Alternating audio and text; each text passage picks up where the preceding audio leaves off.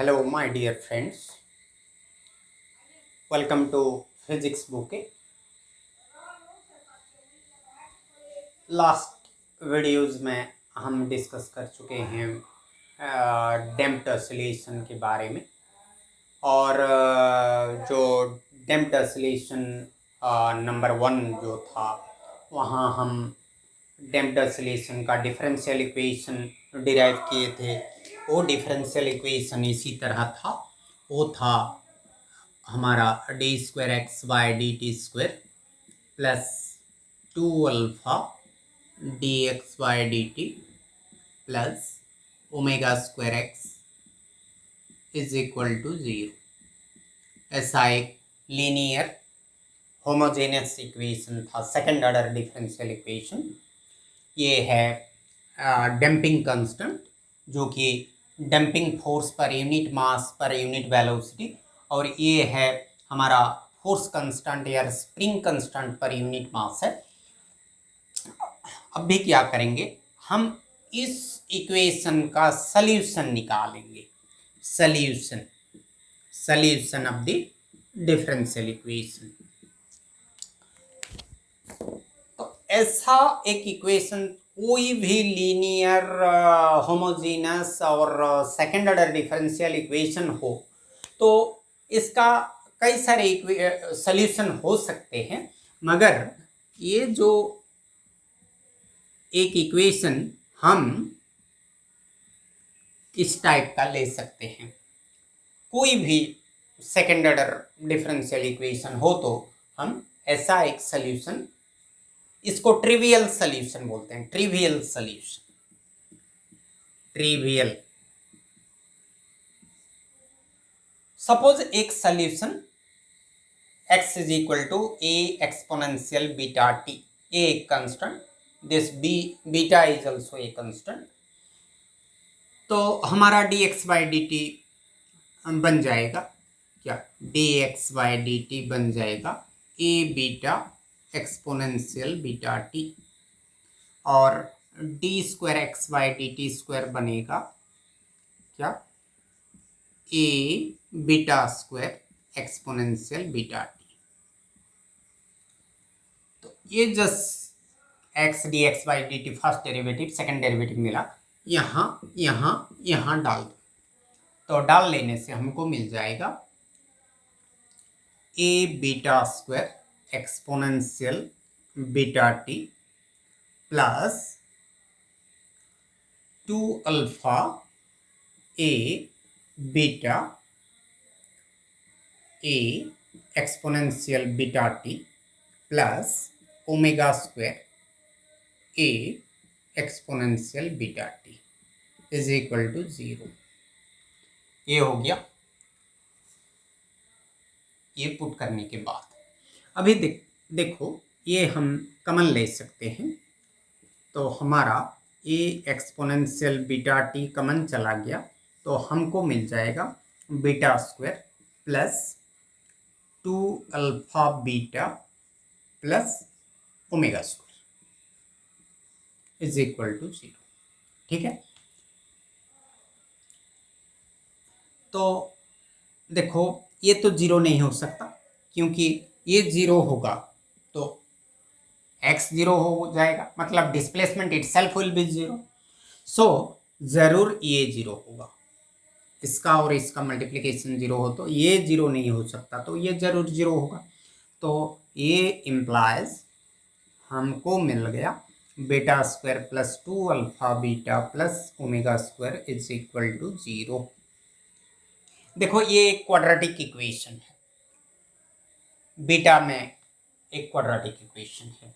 ये ax² plus bx plus c is equal to 0 form में है, तो इसका सल्यूशन होगा हमारा क्या, beta is equal to -2a मतलब सॉरी -2α प्लस और माइनस √ 2α का होल स्क्वायर मतलब 4α² माइनस 4ac मतलब 4ω² डिवाइडेड बाय 2a मतलब 2। ये हम ये जो क्वाड्रेटिक इक्वेशन का जनरल फॉर्म से लिए हैं ax² + bx + c = 0, तो हमारा सॉल्यूशन होता है -b ± √b² - 4ac/2a। ये फार्मूला से हम इसको निकाले हैं। तो यहाँ 4 का √2 हो जाएगा, तो 2 कमन चला जाएगा, तो 2 कैंसिल हो जाएंगे। तो हमारा मिल जाएगा बीटा = -α ± √α² - ω²।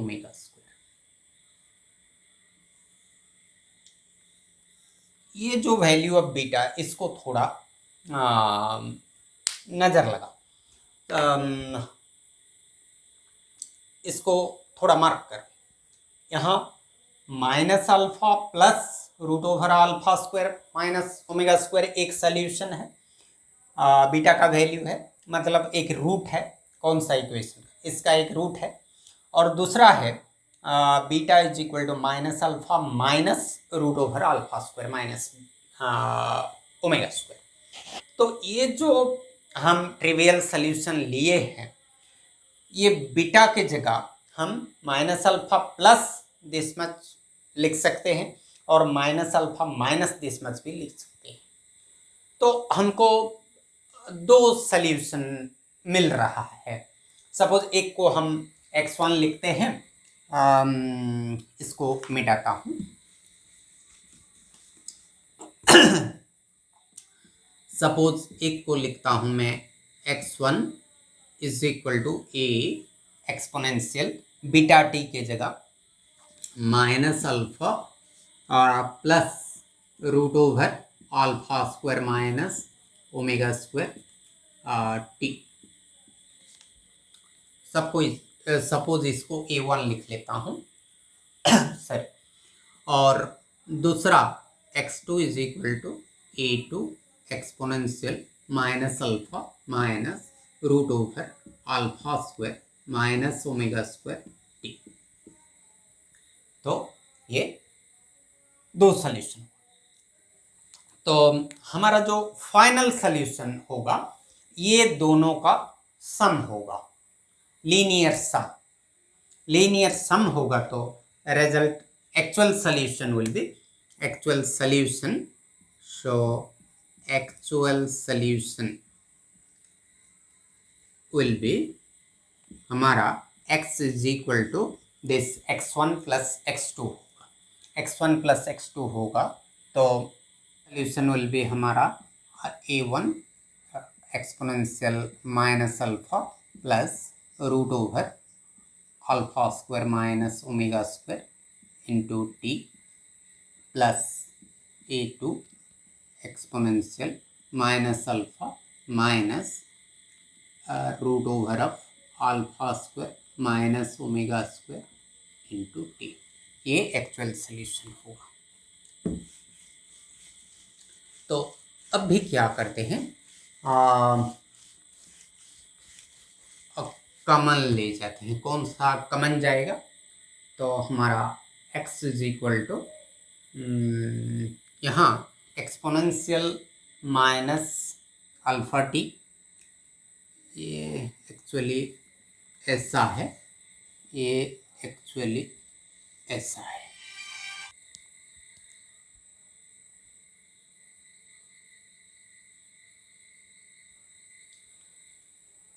तो बीटा के जगह हमारा दिस मच इंटू टी, और हाँ बीटा के जगह दिस मच इंटू टी। तो हम यहाँ थोड़ा कॉमन ले जाते हैं। कौन सा? एक्सपोनेंशियल -αt कॉमन ले जाएंगे तो हमको क्या मिल जाएगा? ब्रैकेट के अंदर a1 एक्सपोनेंशियल √α² - ω², बाहर t है, और दूसरा है प्लस a2 एक्सपोनेंशियल माइनस √α² - ω², ये t है। तो अभी जो ये जो इक्वेशन मिला, ये इसको इक्वेशन 1 लेते हैं। ये जो इक्वेशन हुआ इसको 1 लेते हैं।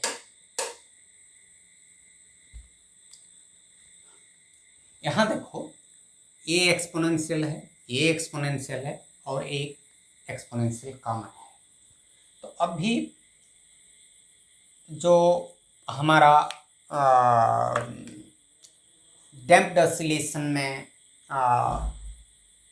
कैसा होगा ऑसिलेशन, वो ऑसिलेटर का ऑसिलेशन किस टाइप का होगा, ये अल्फा और ओमेगा ये दोनों का रिलेटिव वैल्यूज के ऊपर डिपेंड करेंगे। अल्फा ग्रेटर देन ओमेगा होगा तो कुछ टाइप का ऑसिलेशन होगा, अल्फा लेस देन ओमेगा होगा तो कुछ दूसरा टाइप का होगा, अल्फा इक्वल टू ओमेगा होने से और एक अलग टाइप का होगा।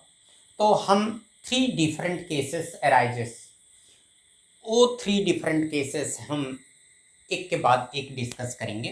तो केस 1 में सपोज हम डिस्कस करते हैं अल्फा ग्रेटर देन ओमेगा,